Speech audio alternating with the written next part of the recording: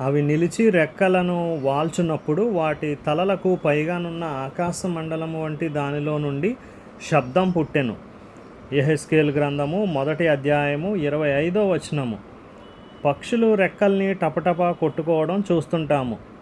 అవి నిలబడి ఉన్నప్పుడు కూడా రెక్కల్ని విదిలిస్తాయి ఒక్కోసారి. అయితే ఇక్కడ అవి నిలబడి రెక్కల్ని వాల్చినప్పుడు వాటికి ఆ స్వరం వినబడిందని చదువుతున్నాం. అవి నిలిచి రెక్కలను వాల్చినప్పుడు వాటి తలలకు పైగానున్న ఆకాశ మండలం వంటి దానిలో నుండి శబ్దం పుట్టెను.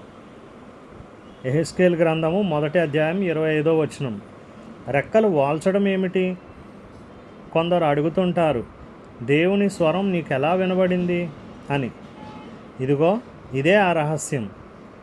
అవి నిలబడి వాటి రెక్కల్ని వాల్చినప్పుడు ఆ స్వరాన్ని విన్నాయి. మీరు గమనించారా? మనం కొన్నిసార్లు దేవుని సన్నిధిలో కూర్చుని లేక మోకరించి ఉన్నప్పటికీ మన ఆత్మ టపటపా కొట్టుకుంటూనే ఉంటుంది. ఇది ఆయన సన్నిధిలో నిజమైన ధ్యానం కాదు.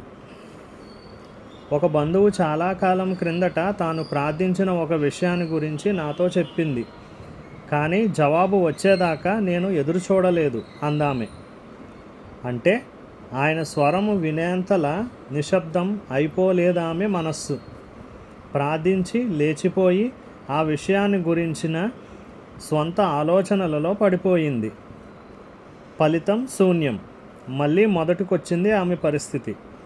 ఎంత శక్తి వ్యర్థమైపోతుంది! మన రెక్కల్ని వాల్చుకుని ఆయన ఎదుట మౌనముద్ర వహించనందువల్ల ఎంత సమయం వ్యర్థమైపోతుంది! ఆయన నుంచి సమాధానం వచ్చేదాకా మనం కనిపెడితే ఎంత ప్రశాంతత, ఎంత విశ్రాంతి! అప్పుడే మనం కూడా మెరుపులాగా నేరుగా ఆత్మ ఎక్కడికి పోతుందో అక్కడికి పోగలం. అవును, అప్పుడే.